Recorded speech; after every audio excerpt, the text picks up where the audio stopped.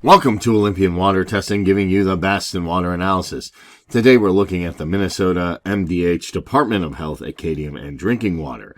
So what is cadmium? It's a contaminant that has been found in waters that could be used as drinking water sources in Minnesota. And we're going to take a look at what cadmium is, how it gets into your water, and what is the minimum value. Also, can it affect your health? So first of all, what is cadmium? Cadmium is an element found naturally in the Earth's crust and soil, and it is used in batteries, paints, pigments, coatings, and some types of inexpensive jewelry. Now, has cadmium been found in different types of waters? It has been found naturally in surface and groundwater throughout the United States as well. And the amount of cadmium in groundwater varies, but it's only been detected at levels greater than 0.1 parts per billion, and about 1% of samples of public drinking water supplies. Also, higher levels of cadmium in water can result from the use and disposal of items containing cadmium as well. For example, water draining from a landfill could have higher levels of cadmium, and most water samples collected in the past 10 years from public drinking water have not contained cadmium at detectable levels. That doesn't mean it's not there, they just didn't detect it. When the tests indicate high levels of cadmium, actions are taken to ensure people are not drinking contaminated water. So what is the guidance for cadmium in drinking water? Based on the information, there's different Department of Health, but they usually have a value of 0.5 parts per billion for cadmium in drinking water.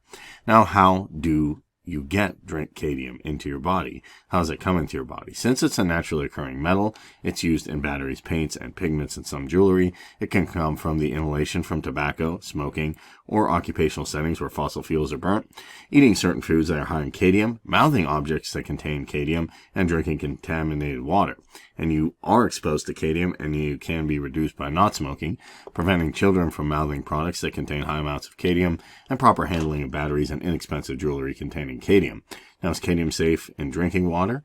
It is in certain levels, but the level lower than the guidance is 0.5 parts per billion. Now, can cadmium affect my health if it's in my water? Well, low level exposure to cadmium decreases bone density, disrupts bone composition. Rapidly growing bones are the most sensitive to these effects, so children are at increased risk, and cadmium does not easily leave our bodies and tends to build up in the kidneys.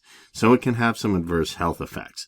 And those are both shorter, higher exposures, and lifetime low-level exposures to cadmium can cause kidney disease in older adults.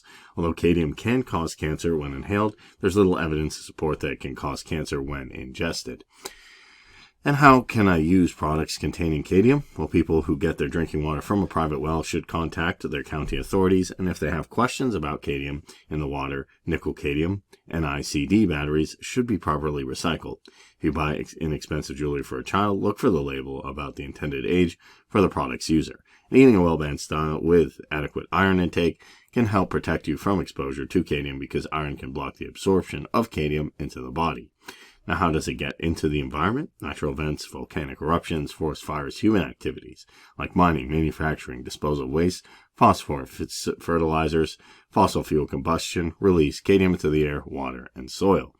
Now, there's different ways we talked about that you can be exposed to it. We know that can have some adverse health effects. That's why it's always important that you periodically test your water for high levels of cadmium.